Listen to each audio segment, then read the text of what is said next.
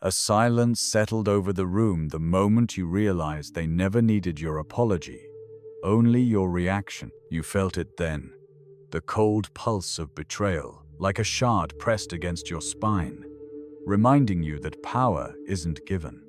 It's taken, claimed in the cut of a word withheld, the shadow you cast when you turned away. In that hush, you understood a fundamental truth no one ever taught you. Respect isn't earned with kindness. It's enforced with presence. You remember the night you sat across from them, your voice steady, refusing to tremble. They expected tears, an argument, any sign of weakness. You offered none. Their confidence cracked, anxiety flickered in their eyes. That moment, a paradox of victory born from stillness, shifted something within you. You were no longer the one chasing approval, but the arbiter of your own worth. It's familiar. The cold weight of contempt hidden behind false smiles. The lure of chaos when you crave calm. You've danced on the edge of their expectations, twisting into shapes you hoped would matter. And every time you bowed, they leaned in, feeding on your subservience, until you stopped. You let the quiet speak louder than your pleas. You became unreadable. They recoiled. In this space between words, you're not tortured by doubt. You're described as cold, as if emotion were the only currency of value.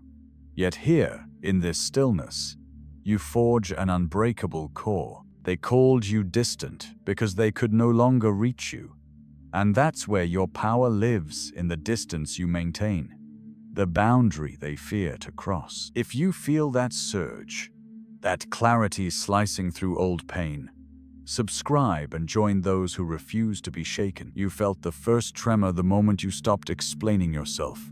Long before you realized it was a habit, you slipped out of their narrative like a ghost leaving footprints in sand. They demanded context, timelines, justifications, every plea a rope to pull you back into their drama. But you offered nothing. A measured inhale, a shift of your gaze, a murmur that died before it formed into sympathy. In that void, they found themselves drowning. You became an enigma, precisely because you refused to be known. When they pressed, "Why did you do that?" you filled the silence with absence. Not maliciously, but with intent so surgical it felt like an incision. They expected your confession. They got the echo of their own words. And suddenly, they weren't sure what to believe. In their uncertainty, your value swelled. They leaned in, searching for your next move, and you gave them only the weight of your stillness. It spoke louder than any defense you could have mustered. You watched respect creep back, inch by measured inch, not granted but extracted. They apologized once, cautiously, and you acknowledged it with a nod so slight it felt like a punch. Their relief faltered, confusion flickered, and you saw it. The power of absence wielded with precision. They were learning to fear the pause. You didn't teach them. You revealed the truth. They refused. To see silence can be more piercing than any accusation. In crowded rooms, where alliances shift like sand, you became the axis. Words hurled by others bounced against you, swallowed in the same stillness that unsettled them. They called you distant because they couldn't anchor your emotions to their expectations. Yet in that distance, you stood unassailable. You became the gravity they orbited but could never control. Each time they tried to tug you back into the spiral of explanations and excuses, you receded further, until their grip found only air. They attempted pity, throwing your failures like stones, expecting you to flinch, to defend. Instead, you observed their exhaustion, their embarrassment at casting shadows at someone who refused to respond. Your non-disclosure was no act of nobility. It was a calculated absence of reaction. They flinched, stumbled, and in that stumble, they conceded. You weren't a target. You were the arbiter of the encounter. They recoiled because you had withdrawn the bait. This isn't about withholding for drama's sake. It's about transforming your value into an immovable force. Once they cease to predict your response, they lose their leverage. Each question you leave unanswered, each vulnerability you never grant, forges another layer of iron between their aspirations and your composure. They scramble to fill the void, and you become the prize not for what you give, but for what you withhold. Feel the undercurrent of disdain when they speak of your coldness. That's their admission. They feared losing control more than valuing connection. When you mastered your reactions, you rewrote the script. They saw themselves in that mirror of silence and panicked. In the fissure between their demand and your refusal, you excavated your own esteem. They apologized again, more earnestly this time, out of necessity. You accepted with a flicker of acknowledgement and stepped back, letting the distance settle like frost. This is the first habit. Cultivate absence as your weapon, not through anguish or pride, but with the calm discipline of someone who knows the world bends around an unmoved core. Each moment you refuse to fill the void, you redraw the boundaries of power. They may call you heartless, unreachable, fine. Better to be feared than remade for their convenience. They circled you again, confident this time that their words would fracture your resolve. They pressed with their usual tactics: pity, anger, flattery, each attempt designed to lure your defenses back into play. But you answered with a different silence, the silence of indifference. Not because you lacked care, but because you understood that the only person who can dictate your worth is yourself. In that moment, you became untouchable. They had nothing left to offer you, and they knew it. You watched their strategy unravel when you refused to react to their bait. A mocking laugh, aimed to provoke you, hit nothing but air. You could almost see the realization dawning in their eyes. Your value wasn't a product of their approval. It was forged in your unwavering regard for yourself. They could no longer break you with their petty judgments, because your conviction lay beyond their reach. Here's the second habit. Embody self-valuation so fully that no external currency can buy a foothold in your mind. They copy your moves, mimic your tastes, hope to mirror your attention, but you shift before they catch up. You don't broadcast your standards. You live them in quiet defiance. They offer you crumbs of validation, expecting you to scramble. You swipe them aside, unsatisfied by anything less than the dignity you command. They recoil from the sight of your unbothered posture, as if you'd revealed a truth they'd never admitted, that they can't control what they can't possess. You remember a conversation drenched in contempt, where they laughed at your pride. They thought they heard arrogance. What they felt was the absence of need. Their laughter faltered when you met their gaze without flinching. In that brittle silence, you showed them the mirror they'd long avoided of someone who refuses to bow to their whims. They pressed on, labeling you cold and unreachable. Perfect. Labels are for the insecure. You didn't argue. You let their own uncertainty echo in the void you held. In high-stakes rooms, where alliances shift like quicksand, you no longer cast shadows for others to step on. Instead, you stand apart, unshakable. Your presence is a statement. Worth isn't negotiated. Worth is decreed. They grasp at anything: connection, favor, attention, as if they could ransom you back into their world. But they can't. You've withdrawn the license for them to define you. Watch how they scramble, offering you versions of themselves they think you'll value. You nod once, with deliberate calm, then step back, as though considering whether the gesture merits your time. They panic.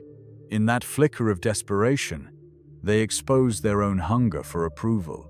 And you, unmoved, collect another layer of your self-sovereignty. No outpouring of emotion, no declarations of intent, just the quiet consistency of someone who doesn't need to prove their worth. You've stripped the encounter of its drama, leaving only the raw mechanics of power, supply and demand. and you control the supply of your regard. They can beg, barter, or bully. You respond with the same measured stillness. Each refusal claws away at their conviction that they could ever own you. Sometimes they try the long game. Gentle kindness, patient listening, subtle compliments. They think they can coax you into lowering your guard. But you remain a fortress, not because you're heartless, but because you've observed that vulnerability is a lever they'll pry open to gain entry. You dispense your care sparingly, on your terms alone. Each time you do, it carries weight no more given than you choose to give, and seldom returned in equal measure. They learn that connection with you is earned in respect, not demanded through manipulation. This habit isn't born of cruelty. It's born of clarity. You recognize the transactional nature of relationships. They trade in emotions like currency, hoping you'll overpay.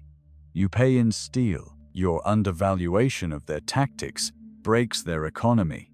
They can't trade higher for lower when you refuse to play. When they tell others you're aloof, you're pleased. Their gossip confirms you've become an enigma. They gather in quiet circles, speculating about your motives, your past, your fears, and you let them. In the shadows of their conjecture, you grow. Their confusion is your refuge. So remember, unshakable self-valuation isn't arrogance. It's the foundation of power. When you live by its law, every attempt to sway you rebounds back upon the supplicant. They'll learn to respect your boundaries, not because they're polite, but because they fear the abyss of indifference you guard. Your worth becomes an unassailable bastion, one stone at a time, laid through the habit of unwavering self-regard. They tested you with kindness, rooted in obligation, shared burdens, heartfelt confessions, veiled requests masquerading as solidarity. Each gesture was a snare, wrapped in the velvet of empathy. They expected you to lean in, to match their vulnerability with yours, to betray the fortress you built.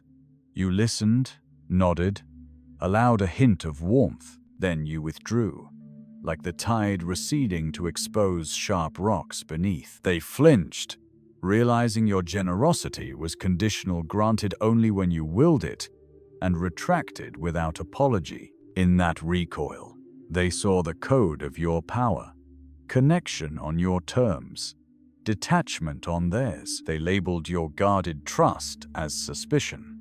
Fine. Let them believe you distrust easily. In truth, you only distrust those who've shown they can't be trusted. You witnessed every slip, the secret smirk, the small lie, the well-intentioned betrayal. You catalogued their failings in silence, each one a data point in their dossier. When they asked for your faith, you weighed it against their record. You offered it sparingly, like a precious resource, and only to those who'd earned the dividend of your confidence. And when they failed, you reclaimed it without rancor, as if it were never theirs to begin with. This is the third habit. Calibrate trust as a strategic currency. Hand it out in measured increments, never in full. Let them chase the yield. They'll learn to value your confidence more than their own comfort. They'll think twice before depleting it. When they wander too close to the line, cut them off with the same detached precision you employed in your silences. No drama, no confrontation, just the subtle closing of the gate. They'll seek your favor like gold in the dark, uncertain of how much remains, or when you'll call it quits. In boardrooms and back alleys alike, you wield this currency to reshape dynamics.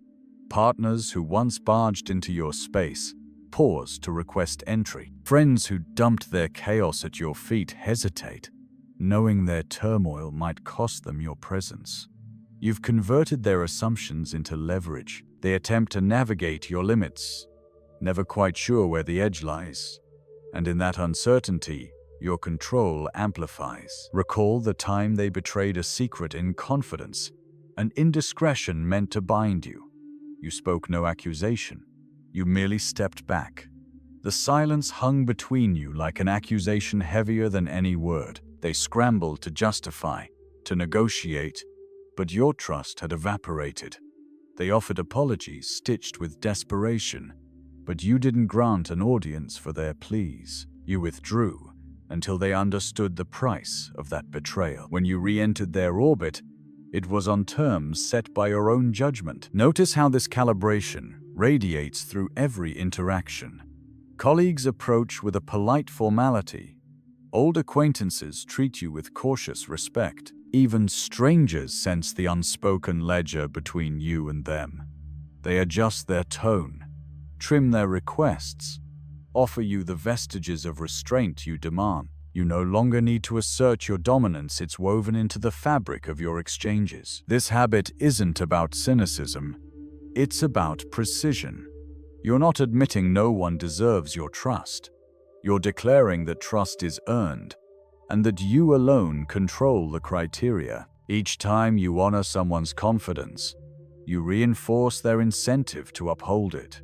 Each time you withhold, you remind them of the stakes. They learn that to gain your trust is to gain an ally. To lose it is to see doors close without fanfare. Underneath it all, you cultivate an aura of unpredictability, never cruelty, but always calculation. They know they stand to lose your confidence, yet they can't predict when you'll withdraw it. That uncertainty compels them to tread lightly, to respect the silent contract you enforce. You've become both the keeper and the arbiter of your own esteem, and in that dual role, you wield a quiet dominion. So remember, trust is not an open faucet. It's a reservoir you fill or drain with controlled care. Each decision to grant or remove your confidence reverberates through the relationships you hold. They'll learn to negotiate with your boundaries, not dismantle them. They'll learn to value your presence more than the emptiness that follows your absence. In this calibration, you claim mastery over the most precious currency of all, faith in your integrity. You felt the shift the moment you stopped seeking validation for the belief that you deserved respect. No longer did you lean toward approval. You tilted toward sovereignty. They tested you with praise, soft words meant to bind you in gratitude.